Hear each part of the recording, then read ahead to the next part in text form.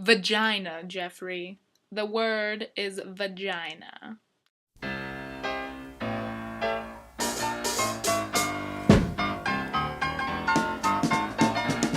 Today we are talking about 1998's The Big Lebowski. The Big Lebowski is all about the dude, Jeffrey Lebowski, who gets mistaken for another dude by the same name of Jeffrey Lebowski, who happens to be a millionaire, and he owes some drug lord some money, but the drug lords mistake Jeffrey Lebowski for Jeffrey Lebowski and pee on Jeffrey Lebowski's rug, and Jeffrey Lebowski is enraged.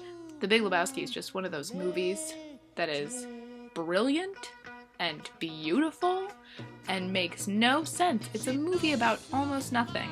All of the characters are themselves, most specifically Sam Elliott and Jeff Bridges, because Jeff Bridges, if you don't know, provided the jelly shoes and probably the majority of his costume.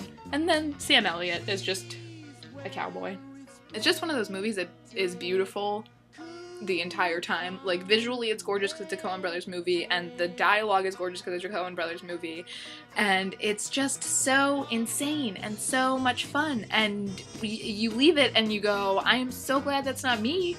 I'm glad I didn't have a weasel join me in the bathtub, or that I didn't have a roach I was token while I was driving that got me in a car crash, or that I didn't have my best friend's ashes strewn across my face.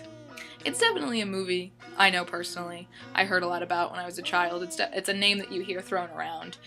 And the first time I saw it, I really feel like I was transitioning into a more mature, like, taste with my favorite films, and I thought to myself, this was brilliant. I'm glad I finally saw it.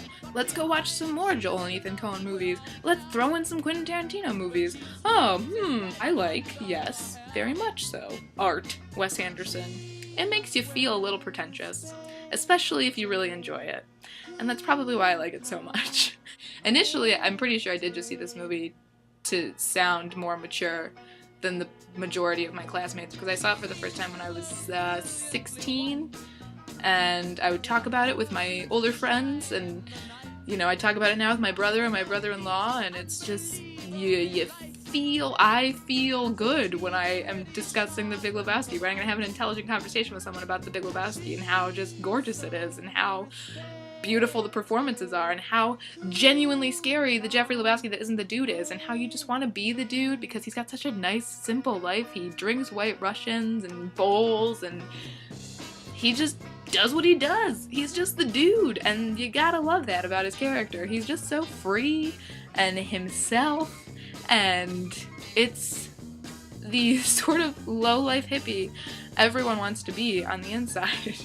Above everything, the scenes where he's, like, tripping are so good. Like, they are just visually overwhelming, but so beautiful at the same time. And then there's Julianne Moore, who is just, like, a life idol of mine. She is just so cool and collected in this film, and she's just so stone-faced, and she is exactly the kind of woman I want to be when I grow up. I don't know how I couldn't like this movie. It's got bowling, it's got adorable old men, it's got Sam Elliott, it's got a wonderful soundtrack. They had put a fart machine into my sleeping bag.